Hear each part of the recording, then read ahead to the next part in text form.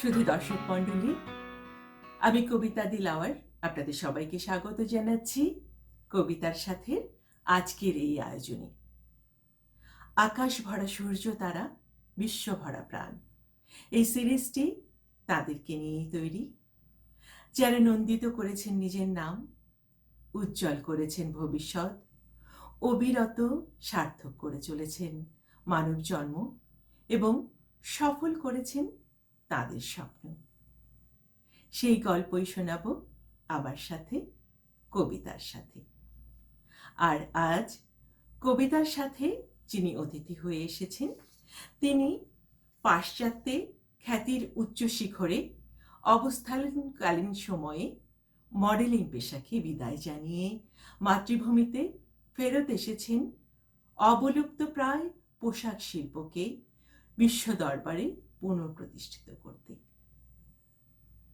যিনি আন্তর্জাতিকভাবে স্বীকৃত সেরা শীর্ষ ফ্যাশন ডিজাইনারদের মধ্যে একজন, যার তৈরি ফ্যাশন অল্প আয়ের মানুষের মধ্যেও প্রচুর সাড়া জাগিয়েছে, যার ফ্যাশনকে ইউনেস্কো নাম দিয়েছেন ফ্যাশন ফর ডেভেলপমেন্ট।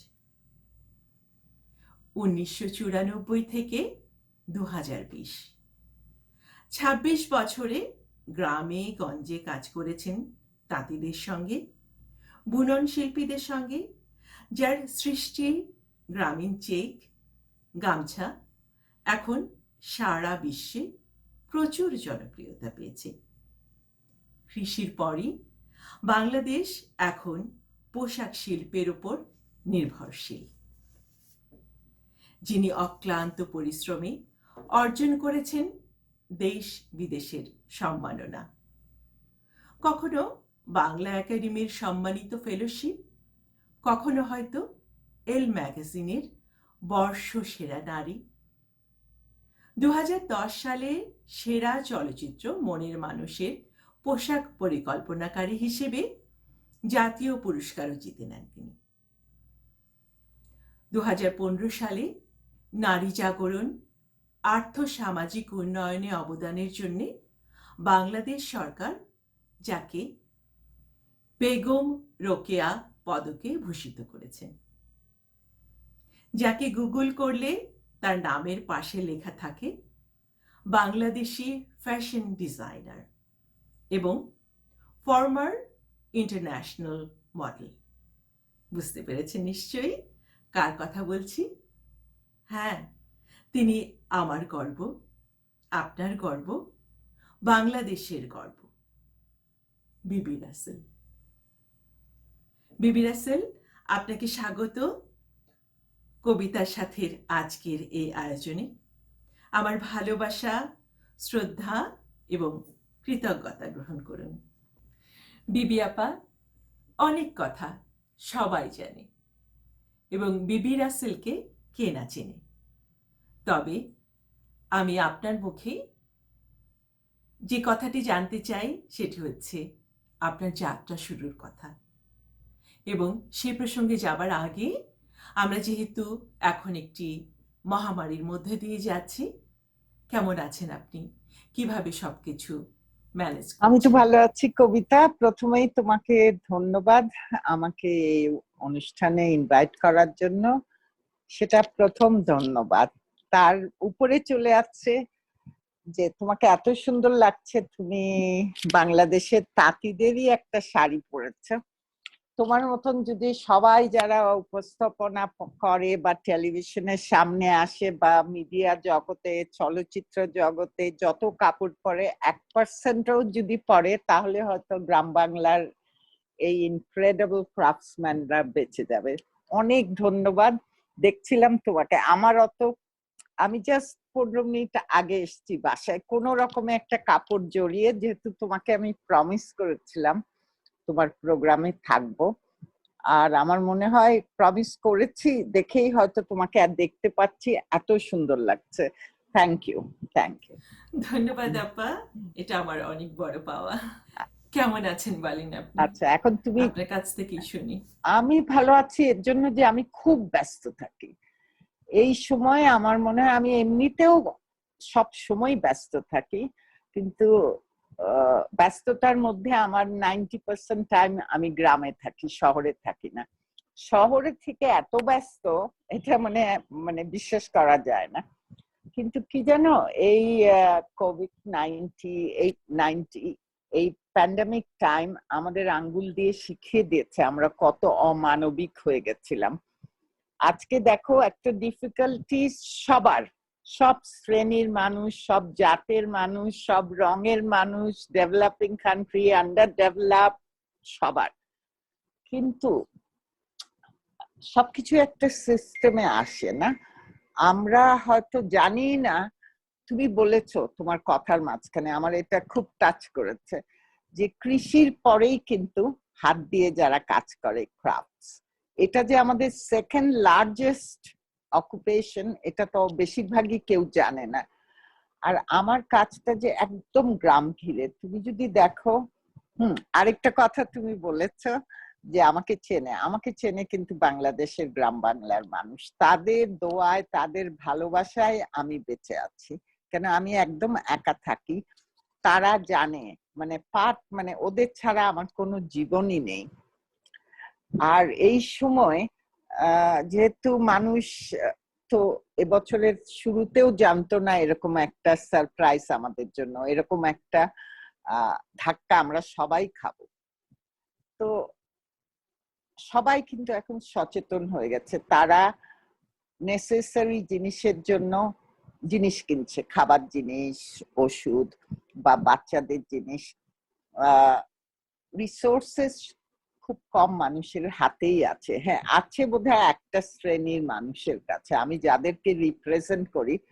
এই যে দেখো, 3rd উইক অফ মার্চ থেকে এখন পর্যন্ত আমাদের দুটো ঈদ, পয়লা বৈশাখ গেল, দোকান খুলেছে কিন্তু ওরকম বিক্রি হচ্ছে না। আবার লকডাউন ছিল। এই যে গ্রামের তাঁতিরা বা ক্রাফটসম্যানরা, বিভিন্ন জাতীয় হস্তশিল্প, ওরা কিন্তু পয়সা পাচ্ছে না, ওদের একটা রোজগার নেই, যা ছিল জমানো টাকা খেয়ে শেষ করে দিয়েছে, ভবিষ্যতে কি হবে সেটাও জানে না। আর কেন দোকানে হচ্ছে না, সবকিছুই ডিজিটালি হতে হবে। আমি নিজে এই বয়সে এসে শিখছি, আমি শিখে আমার টিমকে শিখাচ্ছি, তারপর গ্রামের মানুষকে। কিন্তু যেটা আমার অনেকে বলে ডিপ্রেস থাকে, একা থাকে, আমি কিন্তু একদম একা। বাংলাদেশে আমার ফ্যামিলির কেউই নেই, কিন্তু আমার কোনো সময় ওটা মনে হয় না। কেন, একটা এক্সাইটমেন্ট আছে যে তুমি কি করে করবে, যত রকম রিসার্চ, এটা করব না এটা করব, এরকম করে করে দেখি কি হয়। তো এগুলির মধ্যে যে আমার কোথা দিয়ে দিন চলে যায় আমি জানি না, কিন্তু আমি ধরছি একটা সেক্টর করে, যেমন রিসোর্সেস এরও ব্যাপার আছে, তাই না, পয়সাও লাগবে। ধরো আমি গামছা, চেকস এগুলি নিয়ে প্রথমে নামছি। যেহেতু আমার কাজটা, আমি সব সময় বলতাম যে আজকে আমরা কি করে দিচ্ছি, পুরা পৃথিবী পলিউটেড না, আমরা কি করছি, খাচ্ছি এখানে ফেলছি, রং করছি এখানে ফেলছি। আমার কিন্তু সব সময় এই সচেতনতা আমি দিতাম, প্লিজ করো না। একটা কৃষক আর একটা তাঁতি কিন্তু পাশাপাশি থাকে আমাদের দেশে, তোমরা ফেলছো, তোমাদের ছেলেমেয়েরাও মরবে, আমরাও মরবো। সবাই কিন্তু জানতো এই অ্যাওয়ারনেসটা। কেন এতদিন ধরে আমি বাংলাদেশে বসে আছি না, 94 থেকে 2020, 26 আমি তো বছর এখন 26 বছর না, আমি আজকে তোমার মুখে শুনে মনে হলো 26 বছর, কিন্তু এখনো তো আমি চন্দ্রের প্রথম স্টেপে নেই। আমি কি করি, গ্রামে গিয়ে মেক শিওর করি ওগুলি বুঝে যে কোনো একটা জাতির জন্য হেলথ আর এডুকেশন ইজ দ্য ব্যাকবোন। তো আমি এটা তাদেরকে বুঝাই, প্লিজ করো না, বাচ্চাদের পড়াশোনা করা, আর এটা সো ইম্পর্টেন্ট। তো আমার যেহেতু আইডিওলজিটা এটাই ছিল 94 থেকে এখন পর্যন্ত চেঞ্জ হয়নি, আমি সব ন্যাচারাল ফাইবার ইউজ করি। তো যেন আমার কিন্তু এই সময় একটা ডিমান্ড আছে, যেটা আমি খুব অবাক হয়ে গেলাম সেদিন স্পেন থেকে বললো, ফার্স্ট পার্সন আমরা চিন্তা করি, তার প্রোডাকশন আমরা আনবো, তার কালেকশন তোমার। কেন আমরাও বুঝেছি যে তোমার কাজের মধ্যে, আমি চ্যারিটি বিশ্বাস করি না, তোমার কাজের মধ্যে অফকোর্স একটা পিওরনেস আছে, একটা ক্রাফটম্যানদের হাতে জাদু আছে দেখাচ্ছ, at the same time you are giving them coming out of poverty with dignity. অবশ্যই আপা, আপনার সম্পর্কে তো সবাই জানে, তারপরেও একটু বলি। 1975 থেকে 1994, প্রায় 19 বছর লন্ডন কলেজ অফ ফ্যাশন থেকে গ্র্যাজুয়েশন শেষ করার পর দেখা গেছে আপনাকে ভোগ, কসমোপলিটন, হার্পার্স বাজার এর প্রচ্ছদে, কখনো Valentina, Armani, Saint Laurent, Coco শ্যানেলের হয়ে ফ্র্যাম্পে ক্যাটওয়ার্ক করতে, টয়োটা জাগুয়ারের মতো পণ্যের মডেল হতেও দেখা গেছে আপনাকে। এই ঝলমলে চাকচিক্যে ভরা জীবন ফেলে দেশে ফিরে এলেন কেন? এই স্বপ্ন দেখার অনুপ্রেরণা কোথায় পেলেন? আমার প্রেরণা তুমি যদি বলো, এটা সবসময় গ্রামের থেকে, কিন্তু আমার মেইন শিক্ষাটা নিজের ঘরে। আমি মনে করি যে কোনো বাচ্চার গড়ে উঠার, যে কোনো মানুষের তার বাড়ির শিক্ষা সবচেয়ে বড় শিক্ষা। আমার বাবা মা আমাদের সবকিছু করতে দিয়েছে, বিশ্বাস করেছে, তা না হলে সেই সময় আমাকে ফ্যাশনে করতে দিবে? জানতো এটা করেও আমি একটা কিছু করব। আরেকটা জিনিস হলো, সবারই একটা স্বপ্ন থাকে না? আমার যেটা করছি সেটা আমার ছোটবেলাকারই স্বপ্ন, আমি স্বপ্ন দেখে ভুলে যাইনি, আমার সঙ্গে গড়ে উঠেছে আমার স্বপ্ন। তো আমি তোমাকে কথা বলে বা ভাষায় বুঝাতে পারবো না যে স্বপ্ন পূরণ করা হওয়ার যে একটা ফিলিংস আছে না, এটা প্রাইসলেস। কাজে আমি হয়তো একটা প্রফেশন করেছি সাকসেসফুলি, আমি নিজেকে চিনিয়েছি। যে প্রফেশনে আমাকে ওয়ার্ল্ড মিডিয়া মানে একদম পুরা সাপোর্ট করেছে, তারা কিন্তু আজকে আমার এই কাজে সাপোর্ট করছে। তুমি দেখবে কত ডকুমেন্টারিজ, ফিল্ম আমি তো পে করতে পারি না, তাই না? আমি একদম 100% একটা সেলফ ফান্ডেড প্রোডাকশন করছি। আমি জাস্ট ফাউন্ডার বিবি প্রোডাকশনস এর। আমি এক ঝাঁক সাধারণ ঘরের ছেলে মেয়েকে নিয়ে এটা করেছি। একজনও আমার আত্মীয় না, বাট তারা সব সাধারণ ঘরে। কাজেই আমার কাজটা, আমার একটা টিম আছে এক্সিলেন্ট, যারা আমি মনে করি বাংলাদেশের জুয়েল। কিন্তু এই যে স্বপ্নটা পূরণ করেছি, যারা আমার স্বপ্ন পূরণ করেছে, যাদের দেখে আমি আমার স্বপ্ন, দু চোখ কান আমার স্বপ্ন, হ্যাঁ, আজকে তাদের স্বপ্ন পূরণ করার চেষ্টা করছি। আমি তো এখনো চঙ্গের প্রথম স্টেপে না, এই সময়ে এসে আমি রিয়েলাইজ করেছি রিসোর্সেস কি ইম্পর্টেন্ট। তুমি দেখো, আমি 94 থেকে এখন পর্যন্ত 2020 যা কিছু করেছি নিজের পয়সায়। আমাকে পৃথিবীর প্রায় সব দেশ যেখানে craft famous, Latin America, Africa, India, central Asia, south east Asia, সবাই দেখেছে আমাকে, খুব ভালোভাবে নিয়ে গেছে, রেখেছে। কিন্তু আমি কনসালটেন্সি চার্জ করিনি, আমি টেলিভিশনেই বলছি তোমাদেরই। তো এখন তো আমার মানে এই যে এই মার্চ থেকে এখন পর্যন্ত আমার যে এক ঝাঁক মানুষ আমার সঙ্গে আছে, টিম, আমি তো ওদেরকে বলতে পারি না তোমাদেরকে আমি পয়সা দিব না। তারা তাদের ছেলে মেয়ে আছে বা মা বাপ আছে, তাদের খরচ আমি কিন্তু দিয়ে এসছি। কিন্তু আমি নিজেও এখন সাবধান, আমি চিন্তা করি আমি 1 টাকা 2 টাকা কিরকম করে খরচ করব। আমি খুব একটা সিম্পল লাইফ লিড করি। কিন্তু আমি আমাকে অনেকেই চেষ্টা করছে প্রথম থেকেই, যেহেতু আমার কিছু রিকগনিশন আছে, বাইরে নিয়ে যেতে, যেহেতু আমার চিকিৎসার সুবিধা আছে, সবকিছুই। মাথা খারাপ এই সময়ে, যাদের জন্য আমি তাদের ছেড়ে আমি বিদেশে যাব, এটা তো হতেই পারে না, এটা হতেই পারে না। তো আমি বলছি স্বপ্ন দেখা এটা খুব ইম্পর্টেন্ট। আমার স্বপ্ন করতে আমার অনেক বছর লেগেছে, 20 বছরের বেশি পূরণ করতে। তোমার হয়তো এর থেকে কম, কিন্তু স্বপ্ন দেখা, স্বপ্ন দেখে ওই স্বপ্নটা না ভুলে গিয়ে ইউ গো ফর ইট। আজকে দেখো আমাকে তো বাংলাদেশে নিয়ে এসছে আমার স্বপ্নের জন্য। হ্যাঁ, তো এটা অনেক অনেক ইম্পর্টেন্ট, অনেক। আর আমি আমার অন্য প্রফেশনের কথা বলবো, তুমিও বিদেশে থাকো জানো, অন্য কোন প্রফেশনে আমি পুরা পৃথিবী দেখতে পারতাম, ওদের কালচার সম্বন্ধে, ল্যাঙ্গুয়েজ সম্বন্ধে। বই পড়া একটা আলাদা জিনিস, নিজের চোখে দেখা একটা আলাদা জিনিস। আজকে কিন্তু আমি জানি আমার সঙ্গে কম্পিটিশন কোন দেশগুলি, তাদের ক্রাফট গুলি কি। আমারটা দেখবে একটা ইউনিকনেস আছে, যেটা মনে হবে তুমি একদম এই দিক থেকে এসছে। এই ইউনিকনেসটা আমি দেখাতে চাই আমার কাজে। এই প্রসঙ্গেই একটি কথা বলতে চাচ্ছি। আমি তখন সাংবাদিকতার সাথে জড়িত ছিলাম, বিচিত্রা এবং আনন্দ বিচিত্রাতে, এবং সেই সময়টাতে বিচিত্রা দেশীয় পণ্যকে অনেক প্রমোট করেছে বিভিন্নভাবে। যেমন ঈদ সংখ্যা, ঈদের ফ্যাশন এবং তাঁত শিল্প, এগুলোকে অনেক অনেক প্রমোট করেছে বিচিত্রা। আমি সেই সময়ে আপনার সম্পর্কেও অনেক জেনেছি, পড়েছি, এবং বেশিরভাগই আমি জানতে পেরেছি বিচিত্রা সম্পাদক সাদত চৌধুরীর কাছ থেকে আপনার সম্পর্কে। তো আমি দেশ ছেড়েছি 1993 সালে, এবং আপনি দেশে ফেরত আসলেন 1994 হ্যাঁ, সালে। বিচিত্রা একটা কাভারেজ ভালো, খুব ভালোই কাভারেজ দিয়েছিল। I am very grateful. হ্যাঁ, তো সেই প্রসঙ্গেই বলতে চাচ্ছি সেটা হচ্ছে যে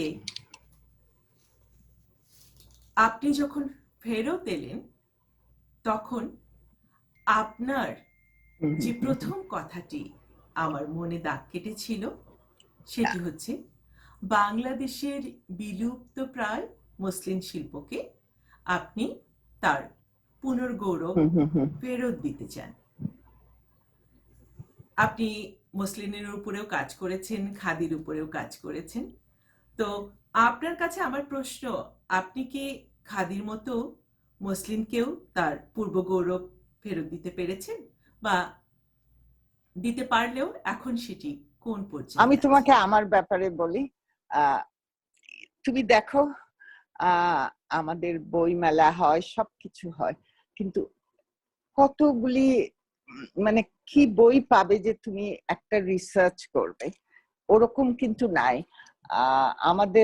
আমার অনেক শ্রদ্ধেয় শামসুজ্জামান খান, শামসুজ্জামান ভাই যখন মিউজিয়ামে ছিল, বাংলা একাডেমিতে ছিল, যতগুলি বই ছিল আমি কিন্তু ওইটা ফটো কপি করে পড়েছি।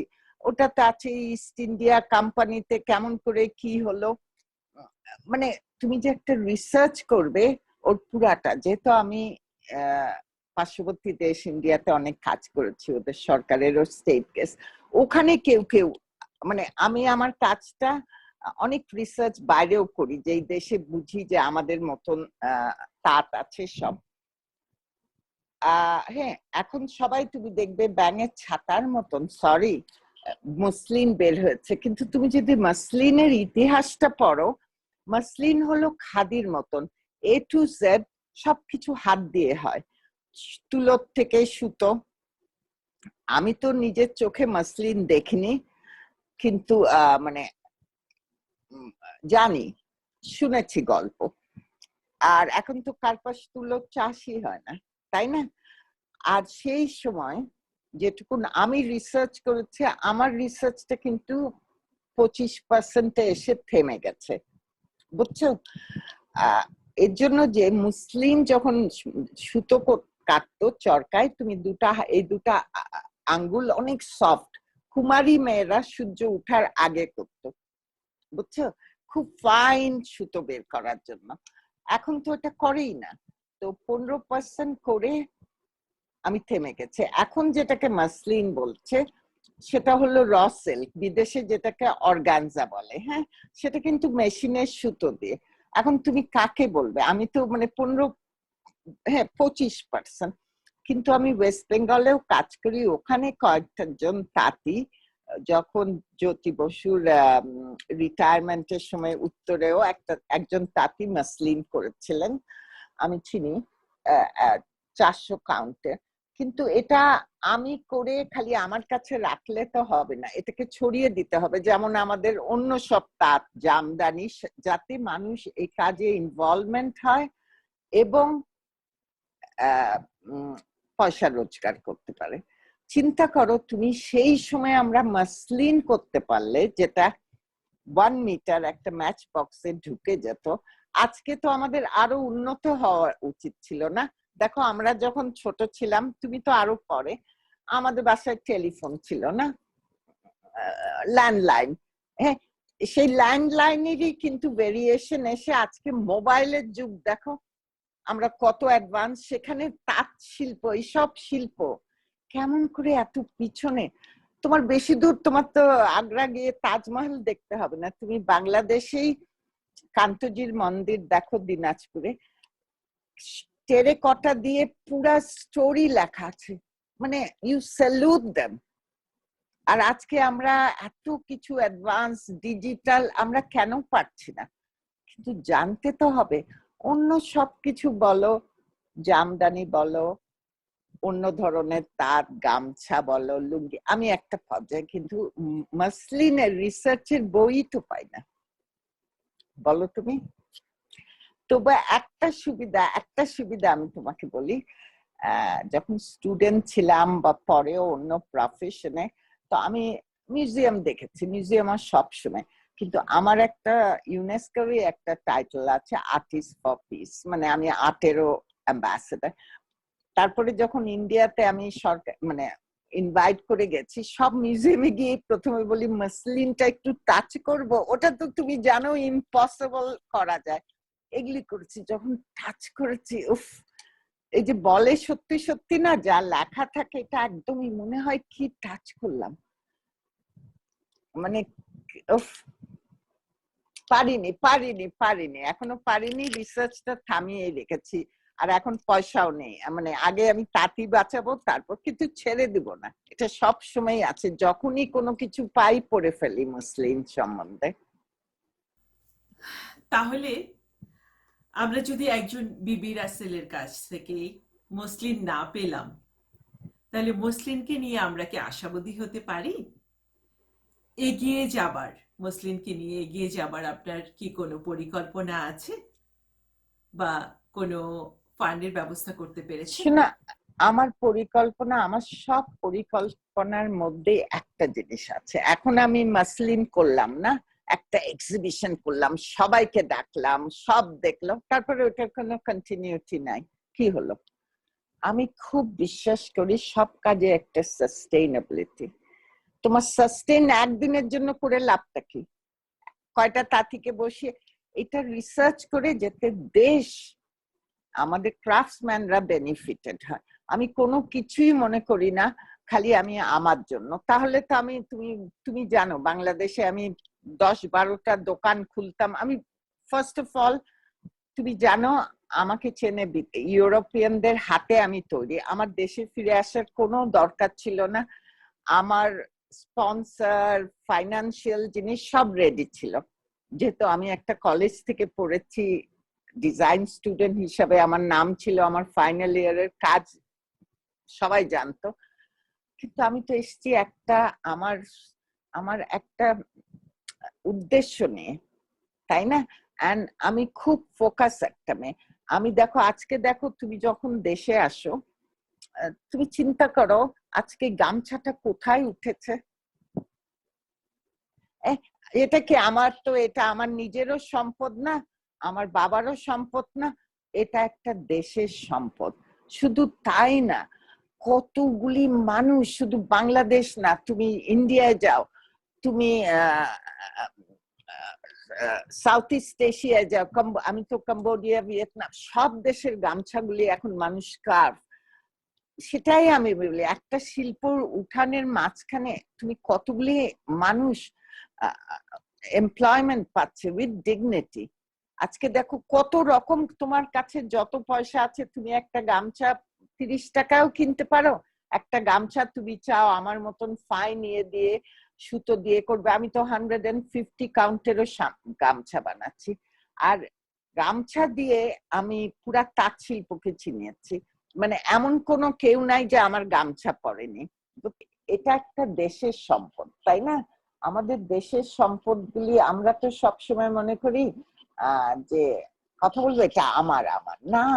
তাহলে তোমরা চিন্তা করো, আমি 94 থেকে 2020 আমি কি করছি গ্রামে গিয়ে। নিশ্চয়ই আমার তো এইটুকুন একটা ফাইন্যান্স, তাই না? আমি এতগুলি লোককে কি বলছি প্লিজ আপনি এটা করেন। আজকে দেখবে মানে এখন তো একটা খারাপ অবস্থা, কিন্তু অনেক উন্নত, ওরা অনেক ভেরিয়েশন অফ কালার্স, অনেক ভেরিয়েশন অফ টেক্সচার করছে। তো এটা আমি কাদের জন্য করছি? আমার জন্য করলে তো আমি সব আটকিয়ে রাখতাম, তাই না? আমার জন্য এটা তো, তুমিও বাংলাদেশে বড় হয়েছো, আমিও বাংলাদেশে বড় হয়েছি, তুমি আমার পরে বড় হয়েছো, কিন্তু তোমার চোখে মুখে বাংলাদেশ কি নেই আমাদের? তুমি বলো, গ্রাম বাংলা, মানুষের হাসি, চোখ, গান ভরপুর। এটাকে আমরা অফকোর্স, আমি বিদেশে বড় হয়েছে, মানে আমার টিনেজ লাইফ, ম্যারেড লাইফ সব। তোমার মনে হয় যে আমাকে তখন লাল কার্পেট পেতে দিয়েছে? I had to go for the competition. আমার পড়াশোনা করেছি আমি পোস্ট বিলি করে, আমি একটা এক্সপেন্সিভ কলেজে গেছি যাতে সবার মতন আমারও পয়সা থাকে। আমার তো কোনো লজ্জা নেই, ওখানে কোনো লজ্জা নেই। ইউ ওয়ার্ক, দেন বাসায় এসে নিজের, তোমার ডাজন্ট ম্যাটার তুমি কার মেয়ে, নিজের কাজ করো, আবার এক্সট্রা পয়সার জন্য তোমার মনে হলো বই কিনবে, এই কিনবে, ইউ ডু এক্সট্রা জব। এটা তো একটা বড় ট্রেনিং। বাংলাদেশে তো আমাদের এগুলি করতে হয়নি। যতই মধ্যবিত্ত, নিম্ন মধ্যবিত্ত, গরিবের ঘরেও মেয়ে কিন্তু বাসায় থাকে না, বাসার কাজ করে, তাঁতিরা ঘরে কাজ করে, এরকম তো ছুটে ছুটে। গ্রামের কোনো মহিলাকে আমি চিনি না আমার মতন পোস্ট বিলি করেছে। আমি তো পোস্ট বিলি করে পড়াশোনা করেছি। হ্যাঁ, তো সেই প্রসঙ্গে বলছি, আপনি ট্রেন্ড সেটার। বাংলাদেশের মধ্যবিত্ত মুসলিম পরিবার থেকে আপনি উচ্চশিক্ষার্থে বিদেশে গিয়ে সেই বিষয়টিকেই পেশা হিসেবে নিয়েছেন, যেটাতে আপনি শিক্ষিত হয়েছেন। আপনার মতো হাতে গোনা গুটি কয়েকজন উচ্চশিক্ষা সম্পন্ন করে দেশে ফেরত এসেছেন। যারা ফেরত এসেছেন তাদের জন্যে আমরা গর্বিত হই, আমাদের শ্রদ্ধায় মাথা নত হয়, কারণ তারা দেশের জন্য কাজ করছেন।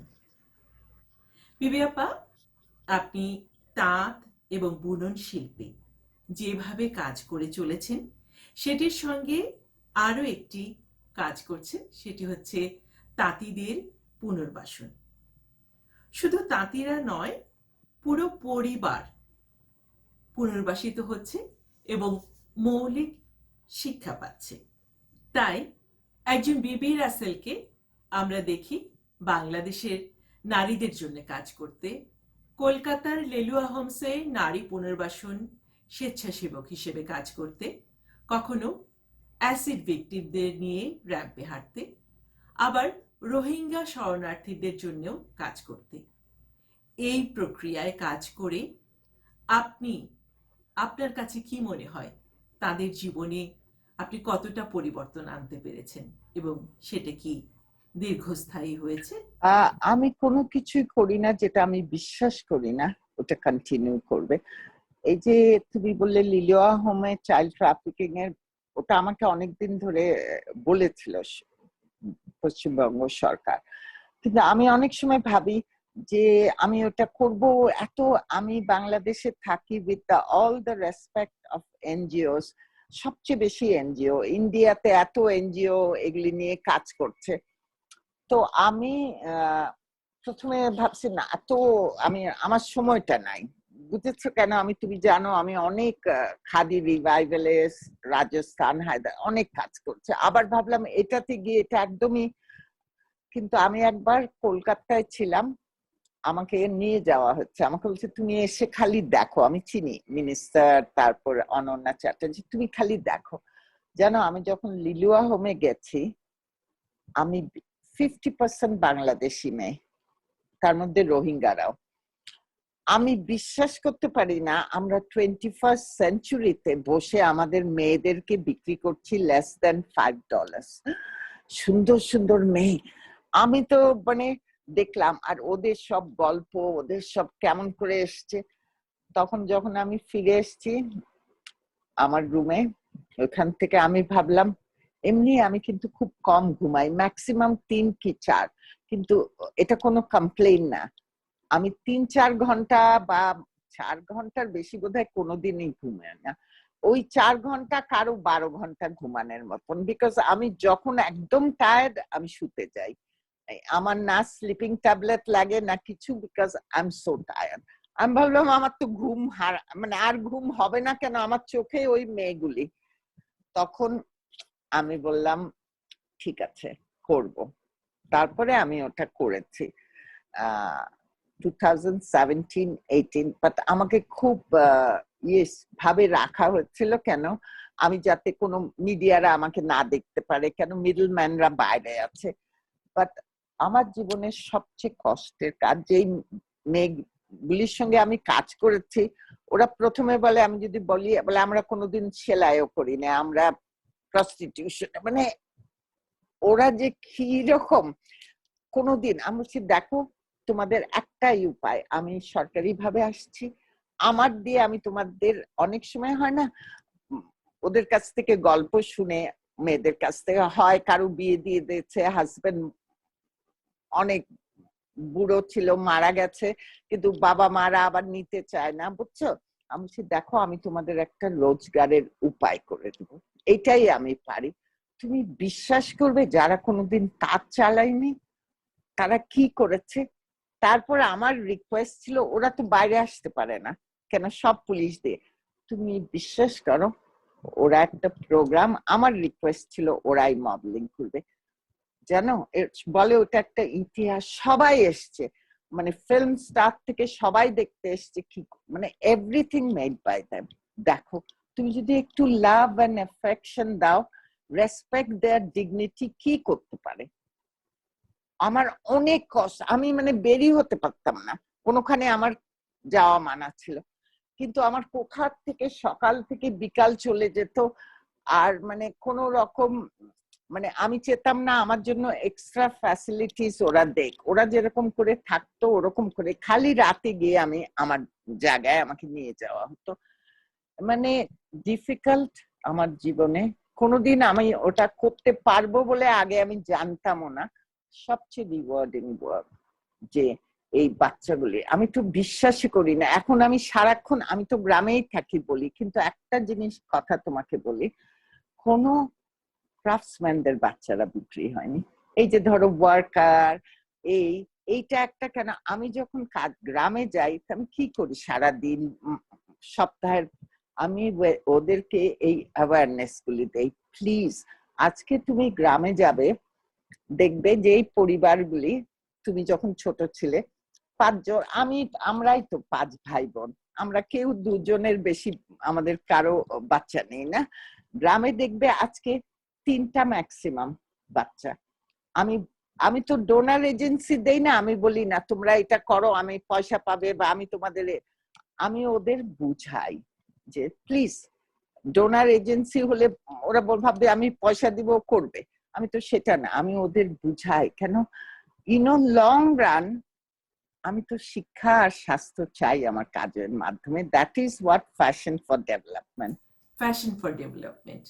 এবং আজকের জিবিবি রাসেল, আপনি প্রথম যখন যাত্রা শুরু করেছিলেন এবং আজ আপনার যে অর্জন, এ পর্যন্ত আসতে আপনাকে কি ধরনের প্রতিবন্ধকতার সামনাসামনি হতে হয়েছে? আমি জানি না আমি কোন পর্যায়ে আজকে আছি, আমি জানি এখনো আমি চঙ্গের প্রথম স্টেপে নেই।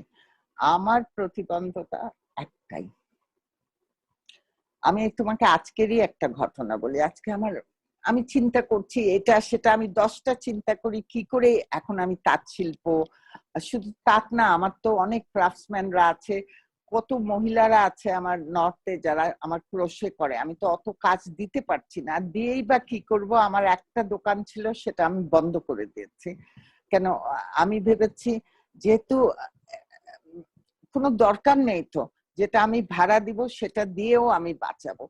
তো একজন এসছে, তা সে কিছু স্কুল করে, তো মহিলা যেহেতু বাইরে বসেছিল, আমি একদিক থেকে একদিকে দৌড়াচ্ছি, 13 তলায় দৌড়াচ্ছি, তখন আমি বলছি আসেন বসেন। তা আমি বললাম কি করতে পারি, বলে আমার কিছু কয়েকটা স্কুল আছে, এখন তো এই আমি চাঁদা নিতে আসছি। তা আমি বললাম যে দেখেন, উম, আমাকে কিন্তু কেউ আজ পর্যন্ত স্পন্সর করেনি, আমার ওই সময়ও নেই চাওয়ার, কিন্তু এই সময় আমি দিতে, আপনি খুব ভালো করছেন যে কাজটা, কিন্তু এই সময় আমি কিছুই দিতে পারবো না। কেন আমি আমার তুমি দেখো 50 ভাগ লোককেই আমি বাঁচাতে পারছি না। তখন উনি আমাকে বললো আপনি চেষ্টা, আপনি পারবেন। আমি বললাম কেন আমি পারবো? বললে আপনি বিবি রাসেল। আমি বলছি বিবি রাসেল কি মনে করেন? বলে বিবি রাসেল মনে করি উনি তো সব। তা আমি মনে করি আমার নামটা আমার সবচেয়ে বড় বাধা। তুমি জানো, তুমি কেউ যদি বিদেশ থেকে আসে তার একটু নাম থাকে, সে আনে গাড়ি বাড়ি কেনে, এটা আমার তো কিছুই নাই না। আমি যদি নিজের নামে বাড়ি কিনতাম, নিজের নামে বড় গাড়ি কিনতাম, তাহলে তো আমি এতগুলি লোককে বাঁচাতে পারতাম। This is the most simple thing, মানুষ বুঝে না কেন।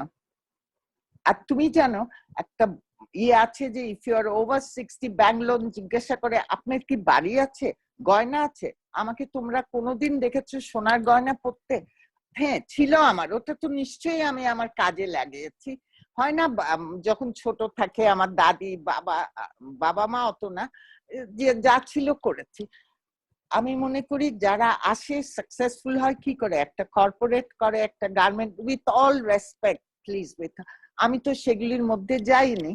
আর ধরো তুমি আমি তো, আমার একটা দোকান ছিল, সেটা অনেক পরে করেছি 2009-এ, ওটাও তুলে দিয়েছি।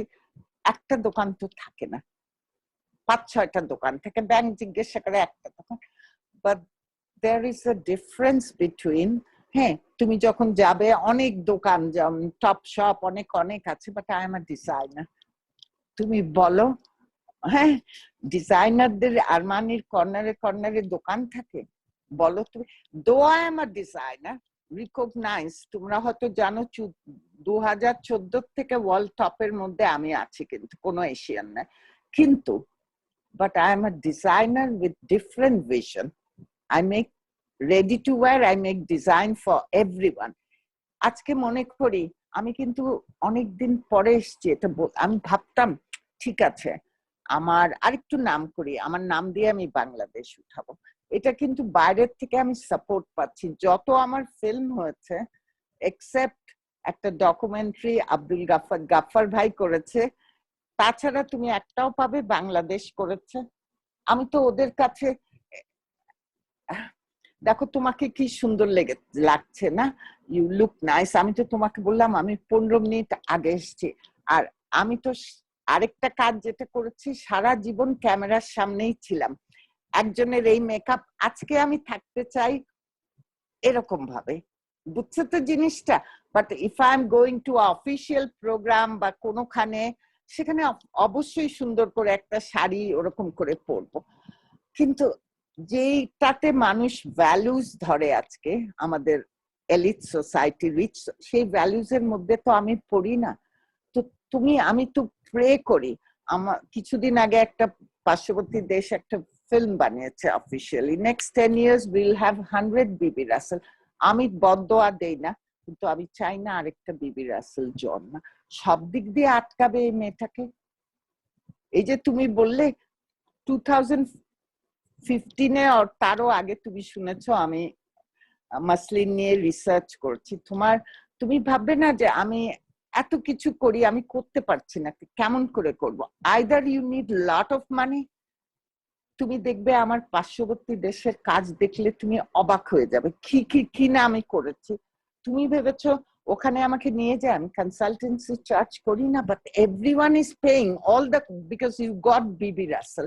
তুমি কলম্বিয়া দেখো, কম্বোডিয়া দেখো, তো নিজের পয়সায় যখন রিসার্চ গুলি করতে হয়। আমি তো এখনো জানি না আমি মাসলিনটা কেন, আমার কিন্তু গ্রাজুয়েশন করা ফ্যাশনে, আমি এখন এক্সপার্ট বলে, ওয়ার্ল্ডের এক্সপার্ট হলো হ্যান্ডলুমে, কিন্তু আমি মাসলিনটা যে ট্রাই করব না। তুমি যখন একটা নতুন রাঁধো বা কিছু করো, প্রথমটা কিন্তু সেম হয় না। এই 25% করতেও যে আমি কত ভুল করেছি, তো আমি জানি না। আর এখন এরকম একটা সময়, I cannot take that chances যে আমার পয়সাটা আমি যদিও মনের মধ্যে এরকম করছে আমি মাসলিনের জন্য খরচ করতে পারবো, বুঝছো? গামছাটা করে ফেলেছি, অন্য অন্য তাঁত খাদি বলো জামদানি তো, কিন্তু মাসলিনটা যে আমারটা করতে করতে যে হবে এটা তো না। কস আমি ট্রাই করব, ভুলভাল তো হবে। আমি একটা তাঁতিকে বলবো না তো আমার সঙ্গে রিসার্চ করেন, কিন্তু আপনাকে কোনো পয়সা দিব না। আরে আমার তো ওকে পয়সা দিতে হবে, সেই এক্সট্রাটা আমার কাছে এখন নেই। আমি যেটা মনে করি, আপনি আমাদের জাতীয় সম্পদ। আপনি কোনো পৃষ্ঠপোষকতা পাচ্ছেন না সরকারের কাছ থেকে কিংবা কোনো সংগঠনের কাছ থেকে, এটা তো পাওয়ার উচিত। উম, আমি, দেখো তুমি জানো নিজেদের ডিগনিটি আমি যেমন রেসপেক্ট করি, একটা যে কোনো মানুষের ডিগনিটি, আমারও একটা ডিগনিটি আসছে। আমি নিজের ইচ্ছায় দেশে এসেছি, আমি জানি আমি কি করতে পারতাম। এখন যে একদম নতুন ভাবে তুমি বললে সবাই আমাকে চেনে, আমার অ্যাচিভমেন্ট গুলি তুমি যদি জানো, আমি নিজে কোনো সময় বলি না, এটা কিন্তু খুব রেয়ার অ্যাচিভমেন্ট, খুব কম মানুষই কিন্তু পেয়েছে। এই যে এশিয়ার মধ্যে বোধহয় আমারই পাওয়া, আর কিছু নামটাম আমি এখানে বলবো না। এগুলি তো মানে এগুলি তো তোমার অনেক বড় সম্মান, আমার কাজের জন্য, আমার চেহারার জন্য না, কিন্তু মডেলিং এর এগুলি একটাও না। ঠিক আছে, মডেলিং এ তোমাকে সাকসেসফুল বলা হয়, মডেলিং এ এসব অ্যাওয়ার্ড দেওয়া হয় না। ঠিক আছে, তো এগুলি তো সবাই জানে না। তোমার মনে হয় আমি পোস্ট বিলি করে পড়েছি? বারবার বলছি আমি ভিক্ষা করে তো বড় হইনি বিদেশে, বিদেশিদের সঙ্গে কম্পিট করে আমি বড় হয়েছি, তোমরাও কম্পিট করছো। তো তোমরা যদি বিদেশে বসে জানো দেশে কি সব কানে তুলা লাগিয়ে রেখেছে বলো? আমি চাবো বলার মতন মেয়ে আছে? জান দিয়ে দিব, জান দিয়ে দিব ওই শিল্প বাঁচাতে, কিন্তু কেন আমার ওই সময় নেই, বুঝছো? যদি সময় থাকে আমার সঙ্গে এক ঝাঁক জানি, আমার অফিসে খালি একটা কম্পিউটার, এনিওয়ে আমার বসে বসে টাইপ করতে হবে, সেটা দিয়ে আমি বসে বসে এখন ইমাজিন করি কি করে আমি বাঁচবো। কোনো পর্যায়ে তো নিব, কষ্ট করে হলেও তো কোনো পর্যায়ে নিয়ে যাব, এইটুকুন শক্তি তো আমার এখনো আছে, আর দোয়া করো যেন থাকে। যাদের কারণে বাংলাদেশ গোটা বিশ্বে সুপরিচিত হয়েছে, তাদের মধ্যে বিবি রাসেল একজন, আরেকজন হচ্ছেন Nobel laureate doctor Mohammad Yunus. দুজনেই চিটাগংয়ে, এবং আপনাদের জন্ম হ্যাঁ, আমার চিটাগংয়ে। জন্ম চিটাগাং। একজন গ্রামীণ চেক আর একজন গ্রামীণ ব্যাংক। এই দুজনেরই জীবন আদর্শ একই, আর্তমানবতার সেবা করা এবং আর্থ সামাজিক উন্নয়ন। আপনার চোখে আপনাদের দুজনের দর্শনের পার্থক্য কোথায়? আমি ওনার মতন একটা মানুষের সঙ্গে আর আমার তুলনা আমি করব না, পার্থক্যও বলবো না। ইউনুস ভাই যেটা করেছেন, দেখো আজকে উনি মাইক্রো ক্রেডিটের গডফাদার না, ওটা তো আমি করি না, আমি করি ডিফারেন্ট ভাবে, উপায় দিয়ে। উনি যেখানে, এটা আমি আমি জানি আমি কি করছি উইথ এত, মানে এটা তো উনি এখানে আমি এখানে, তাই না? আহ হ্যাঁ, আমি বুঝতে পেরেছি, ভাবিনি। হ্যাঁ, কেন? আর তাছাড়া যেহেতু আমি ইউনুস ভাইকে চিনি, আমি আমি বাংলাদেশের সব এনজিওদের কাজ দেখেছি, এর জন্য যে দেখেছি আমি জানতে চেয়েছি কেমন করে করে। ওনাদের পুরো সেট আপটাই আলাদা আমার থেকে। এর জন্য যে আমি একদম এক ঝাঁক সাধারণ ঘরের মানুষ দিয়ে করেছি। আমার, হ্যাঁ, আমার রিকগনিশন, আমার অনেক কিছু আছে বিদেশ থেকে, কিন্তু আমি বলি আমি তো তোমাদের হাত দিয়েই তৈরি, আমি কেন পারবো না, বুঝছো? কাজেই ওনারা অনেক বড় ভাবে করেছে, হ্যাঁ, অনেক কিছু নিয়ে। আমি খালি একটা শিল্প নিয়ে, আমি জানি কৃষির পরেই হইল ক্রাফট, আমি ইয়াং জেনারেশন, এটাই অনেক একটা বিরাট বড় জিনিস। তো এটা এটা নিয়ে করছি। আমার আমার কোনোদিন স্বপ্নও নেই, যেহেতু গ্রামীণ ব্যাংক আছে, ব্র্যাক আছে, অনেকেই আছে, আমার কোনোদিন স্বপ্নও নেই যে আমি একটা মাইক্রো ফাইন্যান্সের ইয়ে করব। এটা ওনারা করছে, খুব সাকসেসফুলি করছে। আমার কোনো, অনেকেই আমাকে জিজ্ঞাসা করে আপনার কোনো ইনস্টিটিউট, ফাউন্ডেশন এগুলি করার শখ? আমি বলছি না, আমি তো কতগুলি মানুষকে গ্রামে গিয়ে শিখাচ্ছি, তাই না? আমি যদি একটা বিবি রাসেল ইনস্টিটিউট করি, ফাউন্ডেশন করি, আমি তো কোনোদিন ওটার মধ্যে থাকবো না, আমি তো সারাক্ষণ গ্রামে থাকবো। আমি এইটুকুনও জানি, এটা এই প্রশ্নটা আমাকে করা হয় যে আপনার পরে আপনার কে পারবে। যেন আমার অফিসের প্রত্যেকটা মানুষ আমার টিমের আমার হাতে তৈরি। ওদের আমি আমার একটা, ধরো কালেকশন যেগুলি করি, প্রথমগুলি সব রাখা আছে, আমি ওদের শিখিয়ে দেই, আমি মরে গেলে এটা এরকম করে এরকম করে এরকম করে করবে। অফকোর্স এই সব জিনিস আমি জানি। এই সব তৈরি করব না, গ্রামের তাঁত শিল্প, তাঁতিদের আরো কি করে ভালো করে তাঁত বানাতে পারে, আরো ভ্যারাইটিস অফ কালার শিখাবো না, একটা ইনস্টিটিউট করব। ওগুলি শখ আমার নেই, যেহেতু অনেকেই করছে খুব সাকসেসফুলি। আমি একটা নতুন ধারায় করছি। আমি বুঝাতে চাই যে ধরো আমি এই কাপড়টা করলাম, ঠিক আছে, তোমাকে আমি একদিনেই বলতে পারবো না প্রফিট করে তুমি উঠবে, বাট আমি তোমাকে ব্রেইন ওয়াশ করাবো না এটা নট ফর প্রফিট। কেন? একটা গরিব মানুষও চায় কিন্তু 5 টাকা প্রফিট করতে। একটা নতুন ধারায় আনছি, সাস্টেইনেবিলিটি, সোশ্যাল বিজনেস, যেটা ইউনুস ভাইরা অনেক বড় ভাবে করে সাকসেসফুলি, বিকজ ওনাদের ওটা আছে, ম্যান পাওয়ার আছে, সব আছে। তো ওনারা তো অনেক বড়, তাই না? আমারটা অনেক ছোট্ট আকারে, কিন্তু আমি হয়তো আমাকে যদি আজকে কেউ চেনে, বাঁচিয়ে রেখেছে বাংলাদেশের 50% মানুষ। আমার সবচেয়ে বড় শক্তি হলো এটা, আমার একটা বডিগার্ড নিয়ে ঘুরতে হয় না, একদম মাথায় উঠিয়ে রেখেছে। এত বড় শক্তি আমি পৃথিবীর কোনোখানে এত ভালোবাসা পাবো বলো তুমি? Impossible, impossible. হ্যাঁ, আমার অন্য কাজ করে পয়সা বানিয়েছি, এটা ঠিক আছে, তুমি জানো, ঠিক আছে, কাজ করলা, থ্যাংক ইউ ভেরি মাচ, তোমার জন্য তো জান দিয়ে দিবে না। সেই ভালোবাসা আমার পেয়েছি বাংলাদেশ থেকে। এবং সেটি আপনি করছেন, মানুষের জন্য করছেন, এবং এর পরিবর্তে কোনো প্রতিদান আপনি চান জানো না। কবিতা, আমি তোমাকে একটা কথা বলি, আমি যখন বিদেশে গেছি, তুমি জানো আমি একটা লম্বা কালো রোগা, বাংলাদেশি স্ট্যান্ডার্ডে আমি একদম অসুন্দর। যখন বিদেশে গেছি পাগল হয়ে যেত।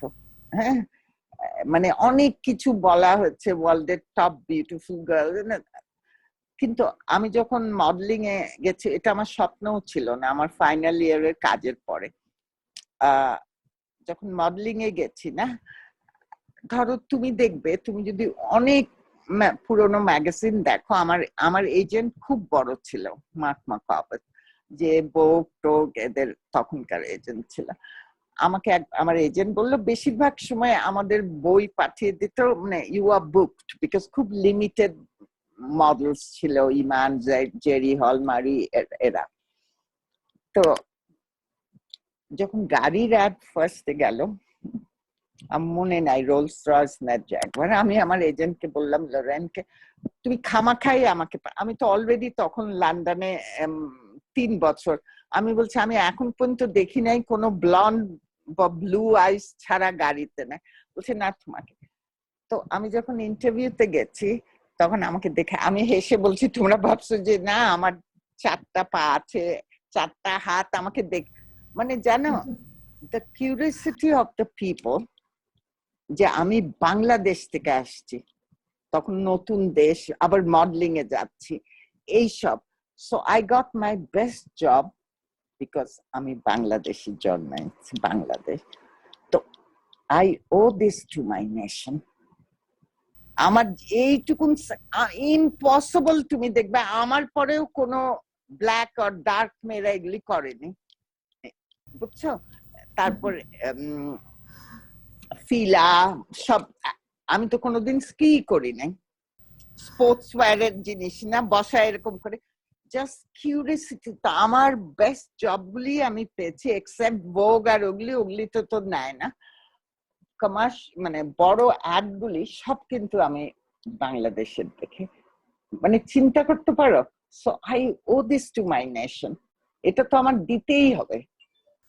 আপা, এই প্রসঙ্গে একটি কথা, সেটি হচ্ছে আপনি তো যে সেক্টরে কাজ করছেন তাঁতিদের সাথে, বুনন শিল্পীদের সাথে, তবে এই প্রসঙ্গে আমি যেটি জানি সেটি হচ্ছে যে আমাদের তাঁতি যারা ছিলেন ভালো কাজ করতেন জামদানির উপরে, সেই সব তাঁতিরা, কারিগর, জামদানির কারিগররা দেশ ছেড়ে পার্শ্ববর্তী দেশে চলে যাচ্ছেন, কারণ তাদেরকে পৃষ্ঠপোষকতা করার অভাব, তাদেরকে বেঁচে থাকাটাই সমস্যা, যাদের জন্যে পুনর্বাসিত হচ্ছে না তারা।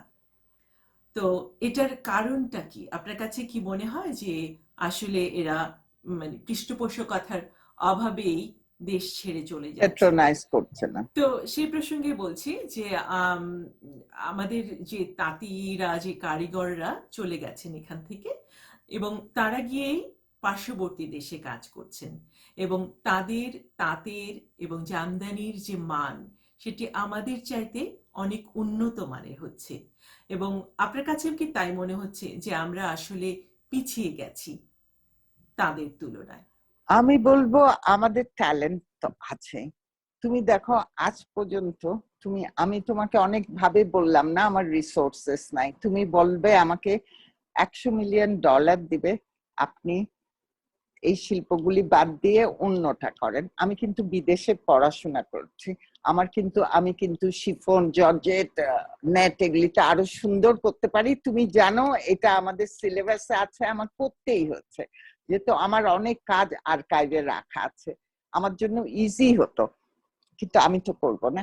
আর পার্শ্ববর্তী দেশে তুমি দেখো গিয়ে, ইন্টারনেটে অনেকেই আছে, আমাকে কিসের জন্য নিয়ে যাওয়া হয়?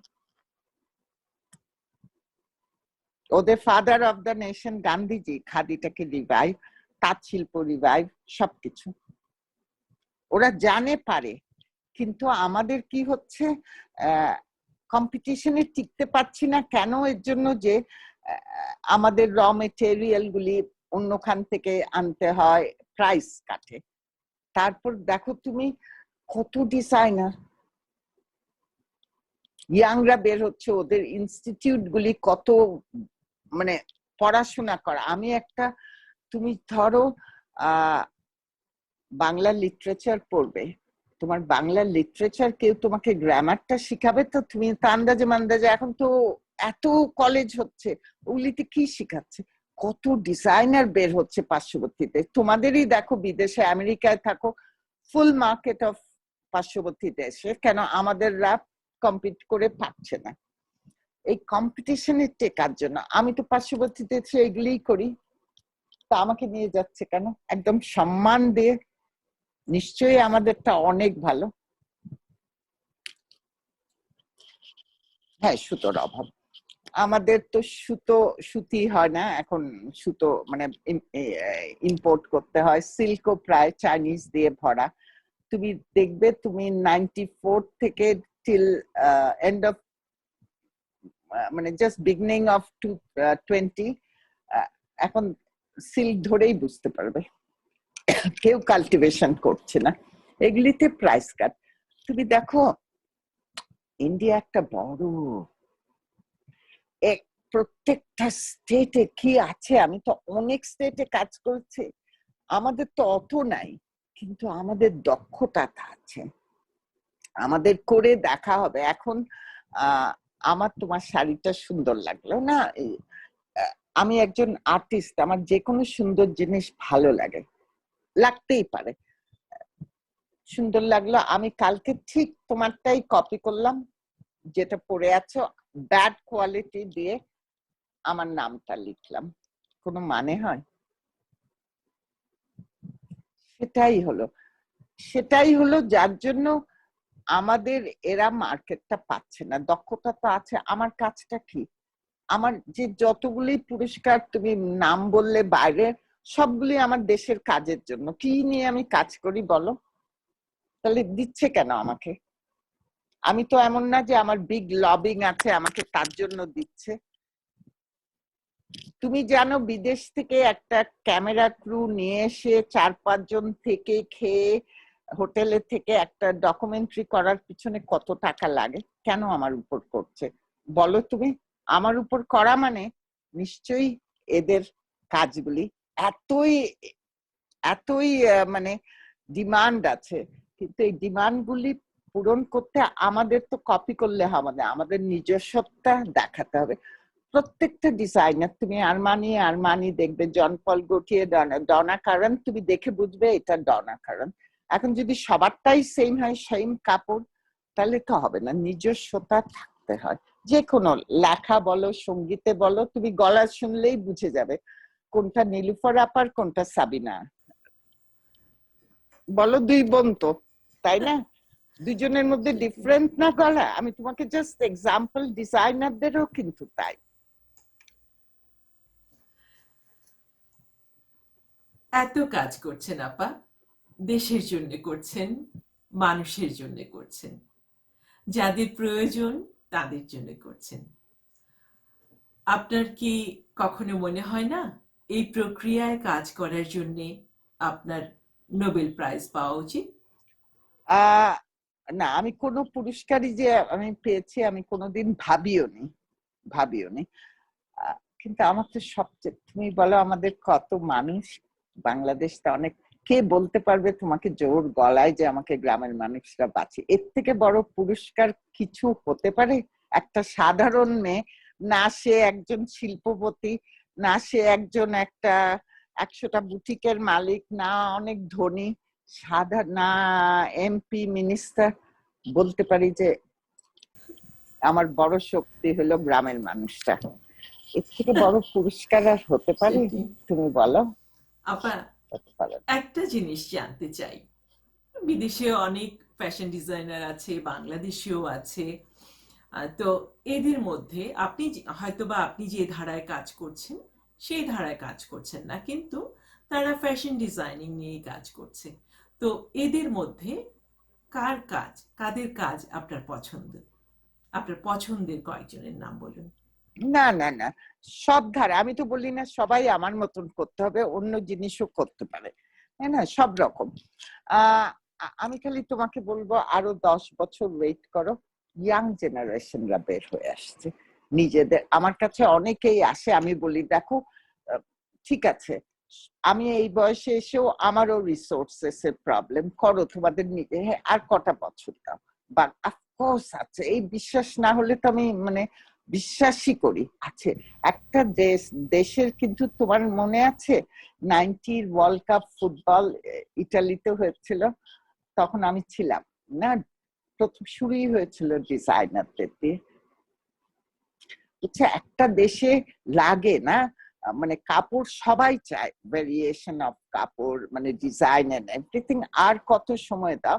কিন্তু দেখো, আমি আমি যেমন ছোটবেলার থেকেই অনেক যেতাম, আমার মা বাবার মার সঙ্গে অনেক ক্লোজ, কুমুদিনী এখনো যাই, দেখে আসি বৌদির অনেক জিনিস শিখেছি, জামদানি, মানে ওদের মানে অনেকের।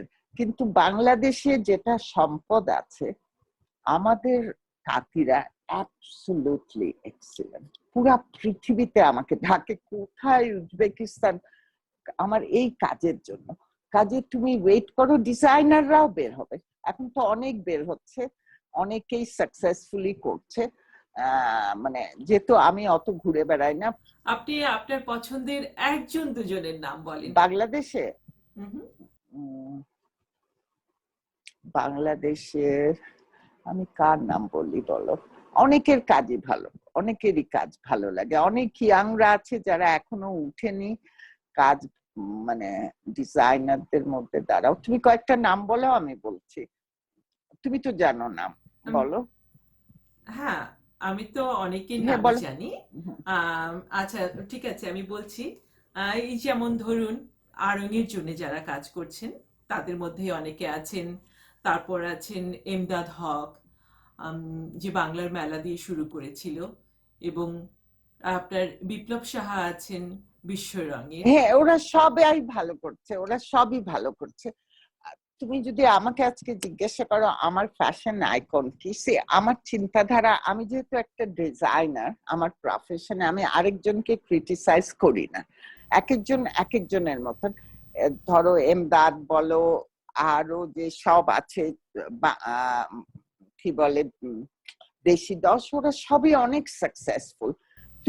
তুমি যদি সাকসেসফুল ফাইন্যান্সিয়ালি না হও, তুমি তো একটা জায়গায় 10টা দোকান খুলবে না, তাই না? যেমন আরো, তুমি যদি বাংলাদেশে সব দোকান মিলে সারা মাসে যেটা বিক্রি হয়, আরো একদিনে বিক্রি হয়, ভেরি সাকসেসফুল। বাট আমার ড্রিম নাই তো আমি আরং করবো। আমি ক্রিটিসাইজ করছি না, they are the most successful thing. এখানে এরা সব ভেরি সাকসেসফুল শপস। আমি তো একটা ডিজাইনার, ডিজাইনার তো অনেক লিমিটেড থাকে। আমার ফ্যাশন আইকন রবি ঠাকুর, ওনার মতন এত স্টাইলিশ এত নাই। হ্যাঁ, আর পুরো ওয়ার্ল্ডে আমার একজন ডিজাইনার, আমি যার একদম অনেক ফলোয়ার, জাপান কেস যে আনছে ইসিমিয়াকে বলতে পারি, মানে একদমই অন্য ধরনের। হ্যাঁ, আর না, তুমি আমাকে পার্শ্ববর্তী দেশ বললেও আমি নাম বলতে পারবো না। আমি চিনি সবাইকে, সাব্বাসাচি সবাইকে চিনি, কিন্তু কে আমি বলবো, এক একজন এক এক দিক দিয়ে। আপনি যে ধারায় কাজ করছেন, হয়তো তারা সেই ধারায় কাজ করছে না, তারা হয়তো বা রেডিমেড মেটেরিয়াল দিয়ে কাজ করছে। Everyone has their own way, না আমি ওদের ক্রিটিসাইজও করি না, কিন্তু দে আর ডুইং ভেরি ওয়েল। আমাদের দেশেও কিন্তু অনেক ভালো করছে প্রত্যেকটা। এটা তো একটা খারাপ সময়, সবারই খারাপ সময় গেছে, মানে ওদের বিগেস্ট মার্কেট যেটা পয়লা বৈশাখ ঈদ, একটা মার খেয়ে গেছে, but they are coming up, coming up. কিন্তু ইয়াংরা একদম নতুন ট্যালেন্ট নিয়ে বের হচ্ছে। মানে সেদিন একটা ছেলের কাজ দেখে আমি বলছি, প্লিজ করতে থাকো, কষ্ট করো, মন খারাপ করো না। হ্যাঁ, নামটা বলেন না আপা, দু একজনের নাম বলেন, ওরা অনুপ্রাণিত হবে। রুবো আছে, নাইম আছে, তারপর লিজা আছে, অনেকেই, অনেক অনেক অনেক আছে। এক ঝাঁক ছেলে মেয়ে বের হবে, এরা কিন্তু সব মিডল ক্লাস থেকে, লোয়ার মিডল ক্লাসে। তো এই প্রশ্নটা কিন্তু আমার আসলে তৈরি ছিল, এটি আমি জিজ্ঞেস করব, তার আগে আপনি বলে দিলেন। তারপরেও আমি বলছি, আজ থেকে 25 বছর পর হয়তোবা আপনিও থাকবেন না, আমিও থাকবো না। তো এর পরবর্তী যে প্রজন্ম যারা আসছে, তারা কি আপনি যে ধারায় কাজ করেছেন, যে পতাকা বহন করছেন, তারা কি সেই পতাকাটাকে বয়ে নিয়ে যেতে পারবে? তারা কি আমাদের ভবিষ্যৎ প্রজন্মকে আপনার এই সফলতাকে জনগণের সামনে, দেশের সামনে নিয়ে আসতে পারবে? আমাকে আমার কেন, আমার থেকে আরো বড় হবে সব সাধারণ ঘরের ছেলেমেয়েরা। এই যে একটা আমরা ভাবি যে সবকিছু হতে হলে একটা নামি ফ্যামিলির এগিয়ে আসতে হবে, আজকে আমি সাধারণ ঘরের ছেলে মেয়েদের মোটিভেট করছি। আমি বাইরে বাইরে বড় হয়েছি, কম্পিটিশন, কে রাজার বা মন্ত্রীর ছেলে মেয়ে বা কত ধনীর এটা না, কম্পিটিশনে টিকো নাই, তুমি আউট। তোমরা মনে করো না যে তোমরা সাধারণ ঘরে জন্ম নিয়েছো, তোমরা পারবে না। কেন পারবে না? লুক এট আবুল কালাম জি, এদের। প্লিজ চেষ্টা করতে হবে, তোমাদের ছেড়ে দিতে হবে না, তোমাদের ভাবতে হবে পারবো না, মানে ফোকাস থাকতে হবে অনেক। আমি তো বোধহয় জানি না, যেখানেই থাকবো দেখবো, আমি একদম মনে প্রাণে বিশ্বাস করি, খালি ওয়েট করো, আমাদের কি নাই, প্রত্যেকটা দিকে উঠবে। সেই আশাতেই আপা, আপনার কাছে শেষ প্রশ্নে যাবার আগে যেটি বলতে চাই বলো। সেটি হচ্ছে যে, এত কথা শুনলাম, অনেকক্ষণ ধরেই কথা বলছি আপনার সঙ্গে, তারপরও থামতে ইচ্ছে করছে না, আরো জানতে ইচ্ছে করছে, কিন্তু যাবার তো সময় হয়ে এলো।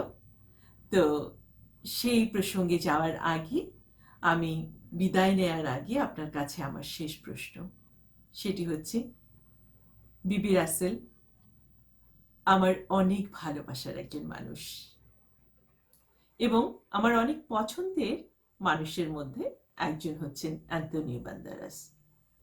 কিন্তু তিনি আমাকে চেনেন না, তিনি চেনেন বিবি রাসেলকে, তার কাজকে। অ্যান্টোনিও বলেছেন, whatever happens in my life from now on, I know the day I die, the final act in my script. People will always reference to my work. আমরা সবাই বিদায় নেব এই নশ্বর পৃথিবী থেকে এবং পরবর্তী প্রজন্মের কাছে একজন বিবি রাসেল কি প্রত্যাশা করছে? পরবর্তী প্রজন্ম আমি মনে করি প্রজন্মই ভবিষ্যৎ পুরা পৃথিবীর। আমার কাজের মধ্যে সবকিছুতে ওরা আছে।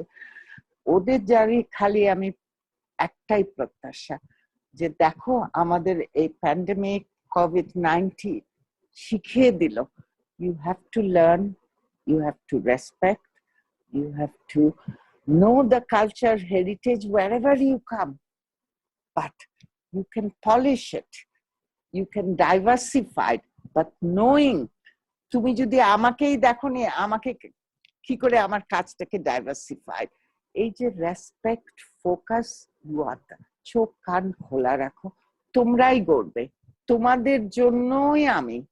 তোমরা যখন আকাশের দিকে, আমি এখনো আকাশে, আমি ছোটবেলার থেকে তারা দেখতাম, আমার বাবা অনেক কিছু বলতে, তোমরা দেখবে আমি যেখানেই আছি তোমাদেরকে দিকে তাকিয়ে আছি, বিকজ আমার এই যে মনে করি না কষ্ট, এই যে 26 বছর যেটুকুন করেছি তোমাদেরকে দিয়ে। আমি পড়েছিলাম মাসলিন কি ছিল, হ্যাঁ, আমি দেখেছি গামছা লুঙ্গি ছোটবেলার থেকে, এটা আমার টেনে নিয়ে আসছে। তোমরা তো আরো দেখতে পারো, এক আঙ্গুল দিয়ে পুরা পৃথিবী দেখতে পারো।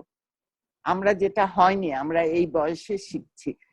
সো প্লিজ, নিজের সবচেয়ে আগে নিজের কোন ফ্রেঞ্চ, তুমি অ্যান্টোনিও বান্দারাসের কাছে, ও দেখবে সবসময় যখন ওর এখানে যায় স্প্যানিশ বলে, যত ভালো ইংলিশ বলতো আমি জানি তো, ওর নিজেরই একটা বাড়ি আছে, খাওয়া দাওয়া, নিজেরটাও অ্যাপ্রিসিয়েট করতে শিখো, তারপরে তো অন্যগুলি করবে। Today's world you need to know your own language plus another 5 language if you can, but কোনো সময় খারাপ ফিল করো না যে আরে বাংলা বললে আমার খারাপ হয়ে যাবে। Your own language, own culture, own music, own art, please. আমার তো পরবর্তী প্রজন্ম খালি, তোমরা খালি তাকাবে, দেখবে, শুনবে, রেসপেক্ট করবে। আর যেটা আমি সবচেয়ে অপছন্দ করি সবচেয়ে বেশি, সেটা হলো লোভ। আজকে লোভের জন্য আমরা কি করছি, এটা যেন না হয়। লোভটাকে একদম ভোকাবুলারি থেকে বাদ দিয়ে দাও। আপা, অনেক ভালো লাগলো। আমারও খুব ভালো লাগলো। ওয়ান্স এগেইন তুমি তো আমার মনই ভরিয়ে দিচ্ছ, অনেক সুন্দর লাগছে। ইনশাল্লাহ দেখা হবে বাংলাদেশে, যদি বেঁচে থাকি। বেঁচে তো থাকবোই, এখন তো কেবল শুরু, আবার শুরু করেছি তো, ওই এনার্জিটা থাকবে, এটার জন্যই দোয়া করো। বিবি আপা, অনেক ভালো লাগলো। এই ভালো লাগাটা প্রকাশ করার ভাষা আমার নেই, তবে শুধু এটুকুই বলতে পারি, আপনার এই কর্মজীবন অনেক দীর্ঘ হোক, সফল হোক এবং গৌরব গাথা হয়ে থাকুক, আপনার জন্যে, আমাদের জন্যে এবং দেশের জন্য। Thank you. ভালো থাকুন, সুস্থ থাকুন, আবারও কখনো হয়তো দেখা হবে। দর্শক মণ্ডলী, এবার বিদায় নেবার পালা। তবে তার আগে একবার কৃতজ্ঞতা জানাতে চাই, সেটি হচ্ছে আমি আমার ফেসবুক পেজ কবিতার সাথে এবং ইউটিউব চ্যানেল কবিতার সাথে, এই দুটোর জন্যেই আপনাদের অফুরন্ত ভালোবাসা পেয়েছি এবং অনেক সাড়া পেয়েছি। যারা আমার অনুষ্ঠান আগামীতেও দেখতে চান তাদের বলছি আমার চ্যানেলটি সাবস্ক্রাইব করুন। খুব শীঘ্রই আমি আবার আসছি নতুন কাউকে নিয়ে। তবে সেই পর্যন্ত সবাই সুস্থ থাকবেন, নিরাপদে থাকবেন।